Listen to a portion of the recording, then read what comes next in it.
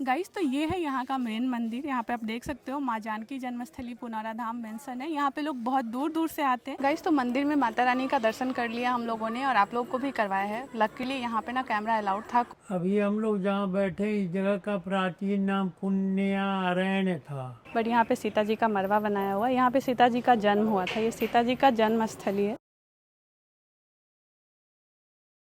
Hello everyone, welcome back to my new blog. आज के blog में मैं आपको लेके आई हूँ बहुत ही पावन भूमि पे, जहाँ पे त्रेता युग की स्मृतियाँ आज भी जीवंत है। इस जगह का नाम है पुनौरा धाम। ये है पुनौरा धाम, जिसे माता सीता यानी जानकी जी की जन्मस्थली के रूप में जाना जाता है। ये सीतामढ़ी जिले में स्थित है। तो चलिए माँ जानकी के चरणों में कुछ पल व्यतीत करते हैं और साथ ही आप लोगों के साथ एक डिटेल ब्लॉग शेयर करते हैं। अगर आप सीतामढ़ी से है या फिर पटना से भी है, तो ये पटना से 140 किलोमीटर की दूरी पे है। तो आप यहाँ पे एक बार जरूर आइए। जानकी नवमी के टाइम में और रामनवमी के टाइम में यहाँ पे बहुत ज्यादा भीड़ होते हैं और बहुत दूर दूर से लोग यहाँ पे विजिट करने के लिए आते हैं। तो चलिए हम लोग भी मंदिर चलते हैं, माता रानी का दर्शन करते हैं और साथ में आप लोग को भी करवाते हैं। तो आप लोग ब्लॉग में बने रहना। चलिए चलते हैं। ओके, तो चलिए मंदिर में जाने से पहले हम यहाँ पे प्रसाद खरीद लेते हैं और उसके बाद हम मंदिर में चलते हैं।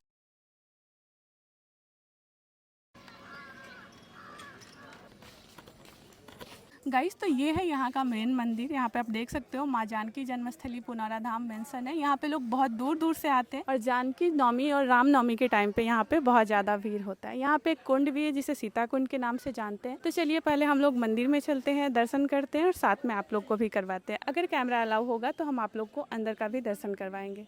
तो चलिए चलते हैं। ओके गाइस, तो चलिए अब हम लोग मंदिर के अंदर चलते हैं और पूजा और दर्शन करते हैं, साथ में आप लोग को भी करवाते हैं। लकीली यहाँ पे फोन और कैमरा अलाउ था, बिल्कुल भी कोई रोक टोक नहीं था, तो इसलिए मैंने अंदर भी रिकॉर्ड किया है। अगर आप यहाँ आ सकते हैं तो जरूर से विजिट कीजिए, आपको बहुत अच्छा लगेगा। बट अगर आप नहीं आ सकते हो तो मेरे वीडियोज के थ्रू आप आज सारी चीजें देखेंगे, साथ में इस मंदिर की जो भी हिस्ट्री है वो भी जानेंगे। ओके गाइस, तो मंदिर में पूजा और दर्शन करने के बाद हम आपको दिखाएंगे मंदिर के कैंपस में ही कुछ और भी मंदिर हैं, जहाँ पे और भी भगवान की अलग अलग मूर्तियाँ लगी हुई है, तो वो भी मैं आपको दिखाऊंगी। ओके, सो जैसे आप मंदिर में इंटर करेंगे, बीचों बीच आपको जानकी जी का मंदिर दिखेगा और दोनों साइड दो और मंदिर है, जिसमें श्री राधा कृष्ण मंदिर है और एक साइड में लक्ष्मी नारायण जी का मंदिर है। यहाँ पे बाकी सारे भगवान की भी पूजा होती है, बट स्पेशली ये जानकी मैया का टेम्पल है। ठीक है, तो अब हम आपको दिखाते हैं मंदिर के दूसरे साइड में हनुमान जी और भोलेनाथ का भी टेम्पल है। तो आपको ये इधर दिखाती हूँ मैं, देख सकते हो इधर हनुमान मंदिर है और दूसरे साइड में महादेव मंदिर है। अगर आप यहाँ पे आ सकते हो तो जरूर से आइए। जानकी नवमी के टाइम पे और रामनवमी के टाइम पे यहाँ पे बहुत ही अच्छे से पूजा अर्चना होती है और बहुत ज्यादा भीड़ लगती है। और दुर्गा पूजा में भी सप्तमी, अष्टमी, नवमी, दसवीं को बहुत ही ज्यादा दीपोत्सव मनाया जाता है। यहाँ पे लाखों करोड़ों की संख्या में यहाँ पे दीप वगैरह जलते हैं। ठीक है, तो यहाँ पे मंदिर में जो भी भगवान जी की मूर्तियाँ थी, सारे जगह पे हमने पूजा अर्चना की और साथ में आप लोगों को भी दिखाया है। ठीक है गाइस, तो मंदिर में माता रानी का दर्शन कर लिया हम लोगों ने और आप लोग को भी करवाया है। लकीली यहाँ पे ना कैमरा अलाउड था, कोई रोक टोक नहीं था, तो आप लोगों को भी बहुत ही अच्छे से दिखा दिया है। अब हम लोग मिलने वाले हैं महाराज जी से, ताकि वो हम लोग को इस मंदिर के बारे में जो भी ऐतिहासिक कहानियां हैं वो डिटेल से बता सके, क्योंकि किसी को भी इतना डिटेल से तो नहीं पता होगा ना जितना महाराज जी को होगा। तो चलिए उनसे मिलते हैं, इस मंदिर की जो भी हिस्ट्री है वो जानते हैं। ठीक है, ओके गाइस, तो अब हम लोग पहुंच चुके हैं महाराज जी के पास, जो कि इस मंदिर के मेन पुजारी हैं। काफी वृद्ध हो चुके हैं और वो आराम कर रहे थे। अगर वो चाहते तो हम लोगों से मिलने से मना भी कर सकते थे, बट उन्होंने ऐसा बिल्कुल भी नहीं किया। हम लोगों से बहुत ही अच्छे से बात करी और मंदिर का जो हिस्ट्री बताया ना, बहुत ही डिटेल से बताया। तो चलिए आप लोग को भी सुनाती हूँ, आप लोग को भी बहुत पसंद आएगा।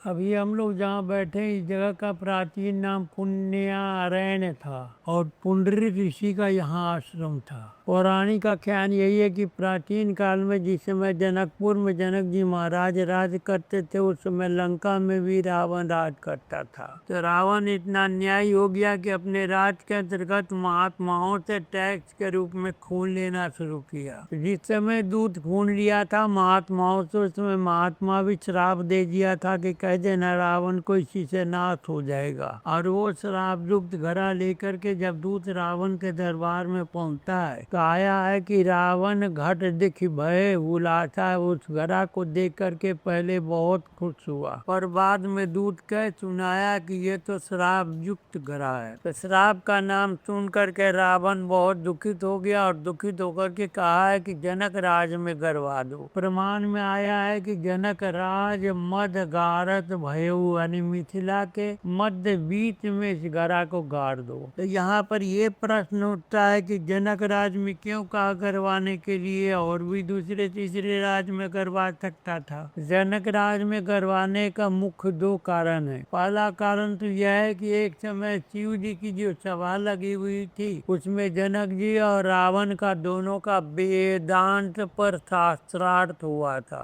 जिस वेदांत में जनक जी के साथ रावण पराजित हो गया था, हार गया था। इसी का दुख था, इसलिए कहा कि जनक राज में करवा दो। और खास करके जो अभी सरजमीन तालाब जो आपने देखा होगा, यहीं पर क्यों वो बोला गाड़ने के लिए। इस जगह का प्राचीन नाम पुण्यारण्य था। जहाँ महाराजा जनक का पुण्य का आरण्य वन जंगल था। तो जहाँ पुण्य की विशेषता होगी वहाँ तो पाप होने से पुण्य की क्षति हो जाएगी, फिर नाश हो जाएगा। तो यही दो कारण सोच करके रावण ने अपने दूत के द्वारा छिप करके घड़ा यहीं करवा दिया। और घड़ा गाड़ देने से क्या हो गई कि 12 वर्ष के लिए महाअकाल पड़ गया जनक राज मिथिला में। जब प्रजा लोग जल और अन्न के बिना मरने लगे, त्राही त्राही मच गई, तो सारे प्रजा जाकर के महाराजा जनक से प्रार्थना किए कि हम लोग जल और अन्न के बिना मरते हैं, तो इसलिए कोई पाए कोई दो किया जाए। वैसे भी तुलसीदास जी रामायण में लिखे हैं कि जासु देश से प्रिय प्रजा दुखारी, सो राजा नर के अधिकारी। जिस देश का प्रजा दुखी वहाँ का राजा नर के अधिकारी है। तो 12 वर्ष का जो अकाल पड़ा हुआ था, तो ये लोग जो प्रार्थना की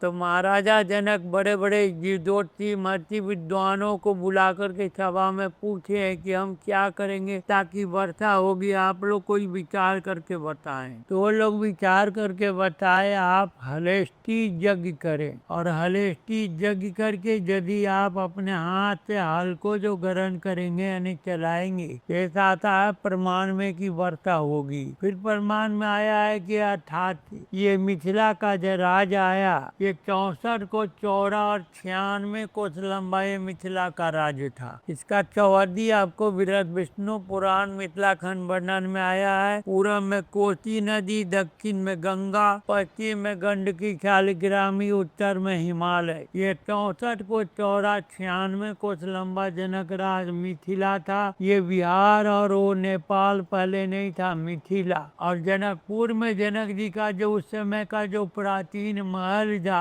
वो महल का भी मुख्य 4 फाटक थे जो 10-10 मील की दूरी पर यानी 5-5 कोस की दूरी पर चारों ये फाटक थे। जैसे उत्तर में धनुषा, जहाँ धनुष टूटा स्वयंवर हुआ। पूर्व में कल्याणेश्वर महादेव है। दक्षिण में गिरजा स्थान है, जहाँ गिरजा पूजन करने के लिए सीता जी जाती थी। बाग तराग था। और पश्चिम में जलेश्वर है, जहाँ जल के अंदर ही शिवलिंग बराबर रहते हैं। ये उनके पुराने महल के 4 फाटक हुए। हुआ कि राज्य तो हमारा बहुत दूर तक है, पर इस कार्य को कहाँ पर हम सिद्ध करेंगे, इसलिए जगह ढूंढी जाए। तो जगह ढूंढ करके इसी जगह को कायम किया। प्रमाण में आया है कि दुर्गात पश्चिमतो भागे जोजने त्रियात परम, यानी दुर्ग से महल से पश्चिम फाटक जलेश्वर, और वहाँ से 3 योजन, 1 योजन 4 कोस का होता है, तो 3 योजन 12 कोस के बाद में आया है पुण्यारण्य नाम पुंडरी का आश्रम पुण्यधाम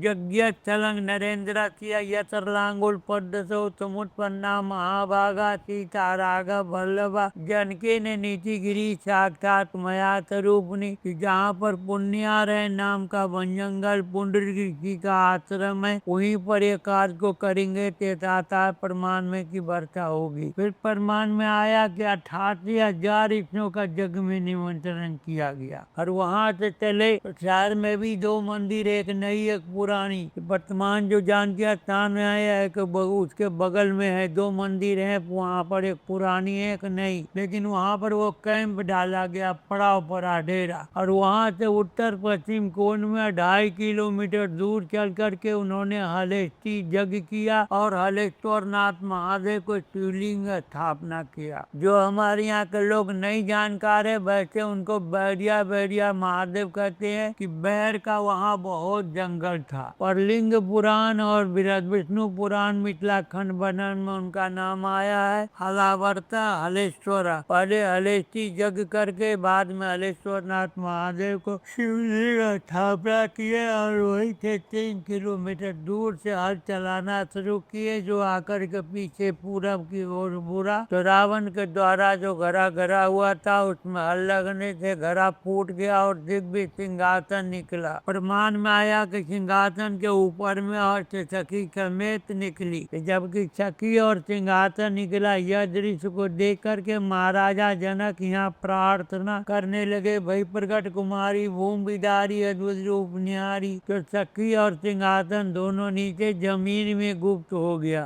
और सखी के मध्य में बीच में जो भूमि पुत्री बालिका थी वो यहाँ पृथ्वी पर बच्ची रूप में रोने लगी। फिर इस जगह का दोबारा 2 नाम और पड़ गया, पुण्य रसा और पुण्य उर्वरा। पुण्य रसा, रसा नाम पृथ्वी, पृथ्वी से निकली इसलिए पुण्य रसा। पुण्य उर्वरा, ये पुण्य अरण्य के वन जंगल उसके बीच उर हृदय से निकली इसलिए पुण्य उर्वरा। आज उसी शब्द को अवरंत कर दिए पुनौरा धाम कहते हैं। वहाँ के बालिका का अधिकारी भी होंगे पुंडरीक ऋषि, इसलिए कि आया है साबु में विदेन पौंडरिकं समर्पिताम। एक समय सूर्य ग्रहण लगा हुआ था जिसमें पुण्यारण्य नाम का वन जंगल पुंडरीक ऋषि को दक्षिणा में दान कर दिए थे महाराजा जनक। और दूसरा कारण ये होता है जहाँ जन्म ली है बच्ची वो तो पुंडरीक ऋषि का आश्रम है। तो दोनों आधार से अधिकारी तो पुंडरीक ऋषि हैं। फिर उन्होंने कहा हम तो बलकर तपस्वी भजन करते हैं महाराज, तो हम इन बच्ची का कहाँ पोषण पालन करेंगे, इसलिए इसका भार विदेह जी ग्रहण करे जनक जी महाराज। तो जनक जी ने यहाँ पर जया से सिद्ध करके अपने वंश के रूप में नाम रखा जनक पुत्री जानकी। और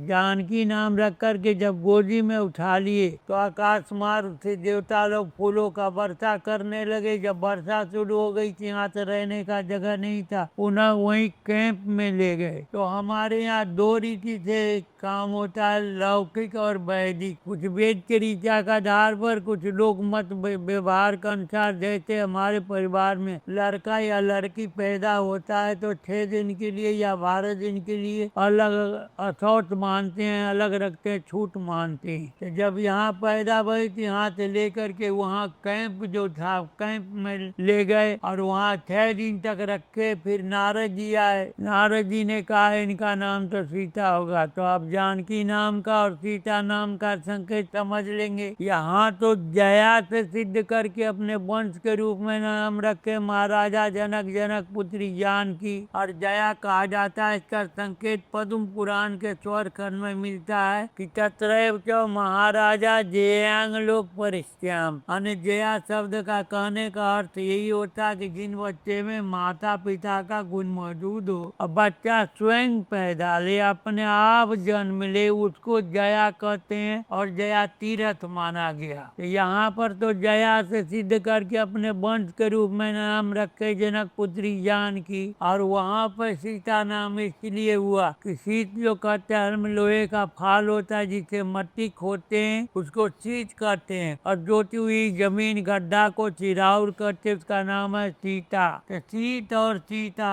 फाल और गड्ढा एक दूसरे के मिलन टकराव से वो तीसरी बालिका की उत्पत्ति हो गई। इसलिए आया कि शीतोत्पन्ना सीता होना चाहिए। और मरई नाम मकान में वर्षा से रक्षा करके 6 दिन के लिए जो छठी मनाया गया इसलिए उसका नाम सीता मरई हो गया। फिर वर्षा बंद हो गई, महाराजा जनकपुर में ले गए। तो किशोरी जी की जो प्रकट भूमि है जो मिट्टी लेते लेते तालाब के रूप में बन चुके हैं, और वो इसका बहुत सा खासियत था जो कि अब तो खत्म हो गया, लेकिन 2-3 चीज अभी है। अब गाय का दूध डालोगे तो परत के नीचे भाग जाएगा, ऊपर नहीं आएगा। दूसरा, पानी उसका पूरा सूखता नहीं। कभी तीसरा है कि बोतल अगर हमें पानी रखो तो खराब भी नहीं होते हैं। और अपना मन वांछित से जो भावना से जो अगर शुद्ध भाव से कुछ मांगते हैं तो वो भी मिलता है। ये सब अभी में जो वर्तमान में है।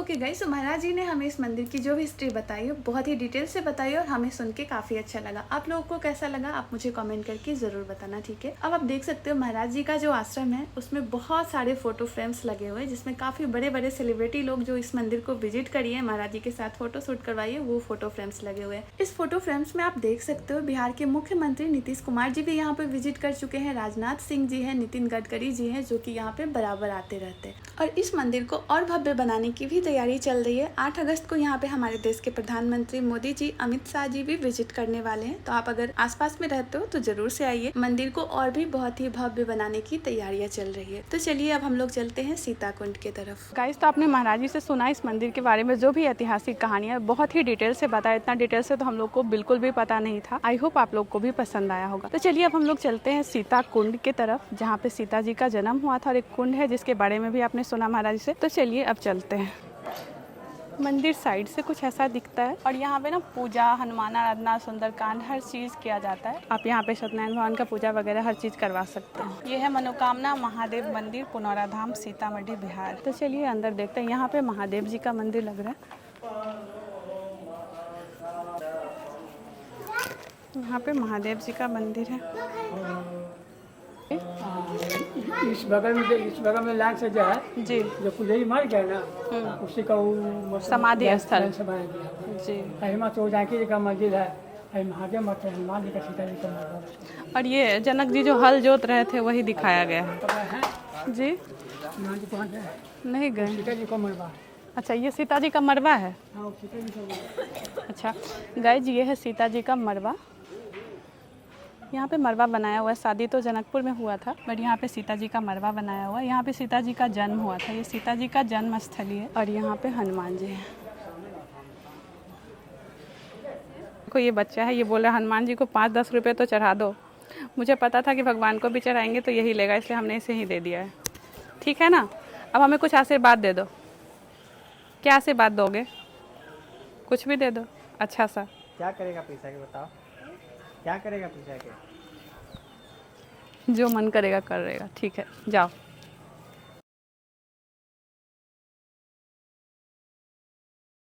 और इधर हम लोग जा रहे हैं सीताकुंड। रास्ते में देखो बहुत ही सुंदर सा व्यू पॉइंट बनाया हुआ है, सुंदर लग रहा है देखने में, देख सकते हो। ये रास्ता इधर जाना मना है, आप देख सकते हो। चारों साइड ये ग्रिल लगा हुआ है, बट ये आप देख सकते हो कितना सुंदर लग रहा है। और लाइट वगैरह भी लगे हुए हैं, तो शायद रात को ये लाइट जलते होंगे तो बहुत ही सुंदर लगता होगा नज़ारा। ये है मंदिर और ये है सीताकुंड जाने का रास्ता। तो इस रास्ते से हम लोग जा रहे हैं सीताकुंड की तरफ, ठीक है। झूला वगैरह भी लग गए हैं। और यहाँ पे ना पीपल का पेड़ है, बट का भी पेड़ है शायद। यहाँ पे हम लोग ना बट सावित्री पूजा के टाइम पे आए थे। यहाँ पे नहीं, हम लोगों ने आगे पूजा करी थी, आपको वो जगह भी दिखाऊंगी। शादी के बाद जब मैंने दूसरा बट सावित्री पूजा किया था तो सीतामढ़ी में ही किया था, तो वो बट पेड़ उधर है सीधे सामने।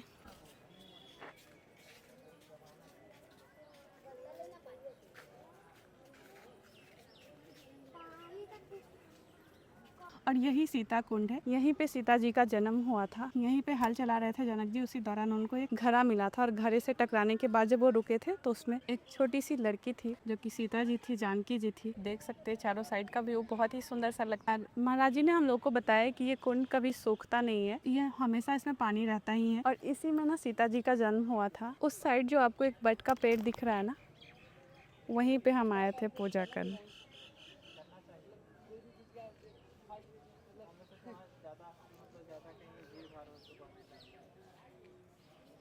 तो गाइज ये है सीता कुंड और यहाँ पे देख सकते हो बहुत ही बड़ा सा कुंड बनाया गया है। और यहाँ जितना भी खारी बनाया गया है, अब दशहरा के टाइम में यहाँ पे देखेंगे तो पूरे खारी पे यहाँ पे दीप जलाया जाता है। और सिर्फ खारी पे ही नहीं, यहाँ चारों साइड में जो रास्ता बनाया गया है, इस रास्ता के दोनों साइड में ही दीप जलाया जाता है। तो यहाँ दुर्गा पूजा के टाइम अगर आप आते हैं, खास करके सप्तमी, अष्टमी, नवमी और दशमी को, तो यहाँ पर पूरा में आपको चारों तरफ एकदम दीपोत्सव मनाया जाता है, चारों तरफ दीप जलाया जाता है और बहुत ही ज़्यादा सुंदर लगेगा। बहुत ही साफ सुथरा किया जाता है। अभी तो कुछ खास नहीं लग रहा है, अभी पानी भी थोड़ा कम है। ये तो बरसात के बाद यहाँ पर पूरा फुल नहीं होता है, लेकिन आधा जरूर फुल हो जाता है। और ये काफी गहरा भी है, इस कारण से कभी सूखता भी नहीं है। तो गाइज ये भी आप लोग देख सकते हो कैसा हम लोग का फेस हो चुका है, पूरा एकदम पसीना से हालत खराब हो चुका है। बहुत ज्यादा बहुत ही guys। धूप बहुत ज़्यादा नहीं, धूप तो कम ही है, उमस बहुत ही ज़्यादा है, इस कारण से गर्मी बहुत ही ज़्यादा लग रहा है। और यहाँ पर आप देखो पूरा हम लोग पसीना पसीना हो गए हैं।